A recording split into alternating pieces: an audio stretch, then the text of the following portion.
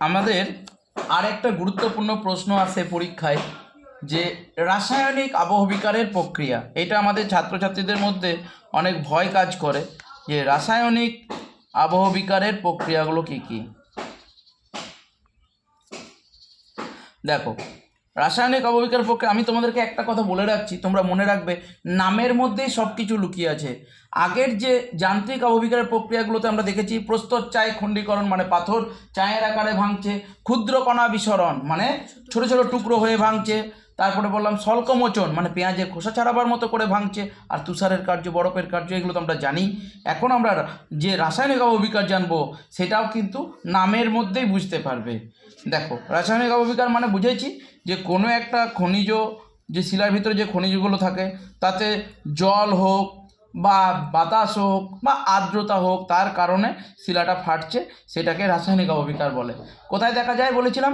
নিরক্ষীয় অঞ্চলে আর উষ্ণ আর্দ্র নাতিশীতোষ্ণ অঞ্চলে। যেখানে নাতিশীতোষ্ণ অঞ্চল, যেখানে বৃষ্টি হয় অথচ বৃষ্টি হয়, সেই অঞ্চলে রাসায়নিক আবহবিকার দেখা যায়। তাহলে রাসায়নিক আবহবিকারের প্রক্রিয়াগুলো আমি এক এক করে বলছি। এক নাম্বার আসছে অঙ্গার যোজন। অঙ্গার যোজন, যোজন কথার অর্থ মনে রাখবে, এখানে আপাতত যুক্ত হওয়া, যুক্ত হবে। এখানে যা হবে, এই যে খনিজগুলো আছে, এই যে ছোট ছোট খনিজগুলো আছে, এই খনিজের সঙ্গে অ্যাড হবে, এবং যেটা অ্যাড হবে সেই অনুযায়ী নাম হবে অঙ্গার যোজন। অঙ্গার মানে কার্বন। তাহলে শিলার খনিজের সঙ্গে, ধরো এটা একটা শিলা, এগুলো বিভিন্ন রকমের খনিজ, এই শিলার খনিজের সঙ্গে কী যুক্ত হবে? কার্বন ডাই অক্সাইড যুক্ত হবে। তাহলে শিলা গঠনকারী খনিজের সঙ্গে যখন কার্বন যুক্ত হবে তাকেই বলা হবে অঙ্গার যোজন। অঙ্গার মানে আঙ্গার, আঙ্গার মানে কার্বন।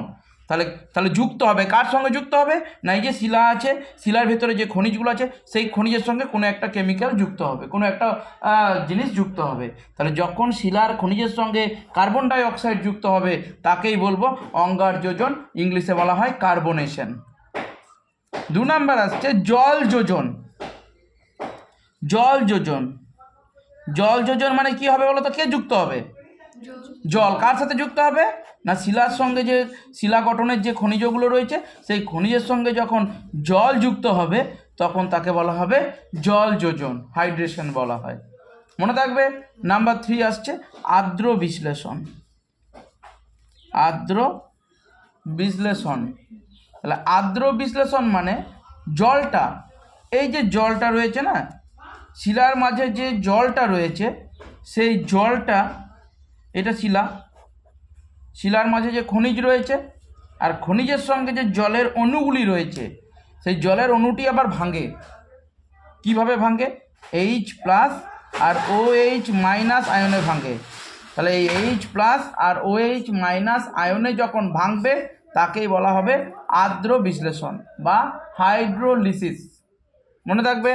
আর 4 নাম্বার আসছে দ্রবণ। দ্রবণ মানে গুলে যাওয়া। দ্রবণ মানে গুলে যাওয়া। এখানে কি গুলতে পারে বলো তো? ধরো চুনা পাথর আছে, চুনা পাথরে জল পড়লো, এবারে চুনা পাথরে যদি জল পড়ে, মানে যেগুলো নরম শিলা হয় সেগুলো জল বা কোনো অ্যাসিডিক যে ওয়াটার থাকে, মানে অ্যাসিড মিশ্রিত জল থাকে, যেমন অম্ল বৃষ্টি হয়, অ্যাসিড রেন, সেই জাতীয় জল যখন এই নরম শিলার উপরে পড়বে তখন কি হবে বলো তো? এই নরম শিলাটা ওই জলের সংস্পর্শে এসে গলে যাবে, ওটাকেই দ্রবণ বলা হচ্ছে। আর 5 নাম্বার আসে জারণ। মনে রাখবে, জারণ 5 নাম্বার। জারণ হচ্ছে যখন এই যে শিলা রয়েছে, শিলার মধ্যে খনিজ রয়েছে, শিলা গঠনকারী খনিজ, এতে যখন অক্সিজেন যুক্ত হবে তাকে বলা হচ্ছে জারণ। আর একবার তোমাদেরকে মনে পড়িয়ে দিচ্ছি, রিকল করাচ্ছি। দেখো, তাহলে অঙ্গার যোজন। অঙ্গার যোজন মানে, অঙ্গার মানে কার্বন ডাই অক্সাইড। তাহলে শিলার গঠনকারী যে খনিজগুলো রয়েছে তার সঙ্গে কে যুক্ত হচ্ছে? কার্বন ডাই অক্সাইড, তাকে বলা হচ্ছে অঙ্গার যোজন। জল যোজন, তাহলে শিলা গঠনকারী খনিজের সঙ্গে যখন জল যুক্ত হচ্ছে তখন তাকে জল যোজন বা হাইড্রেশন বলা হয়। আর্দ্র বিশ্লেষণ, তাহলে এই শিলা গঠনকারী খনিজের সঙ্গে তো জল আছে, এই জলের অণুটা যখন ভাঙছে, ভেঙে হাইড্রোজেন প্লাস H+ এবং OH হাইড্রক্সিল আয়ন OH- আয়নে ভাঙছে, তখন তাকে বলা হচ্ছে আর্দ্র বিশ্লেষণ বা হাইড্রোলিসিস বলা হয়। এবার আসছে দ্রবণ, সলিউশন। দ্রবণটা কি?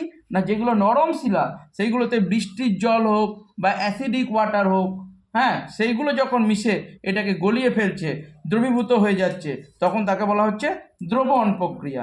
আর জারণ মানে না শিলা গঠনকারী খনিজের সঙ্গে যখন অক্সিজেন যুক্ত হচ্ছে তাকে বলা হচ্ছে জারণ। তাহলে এটা বোঝা গেছে।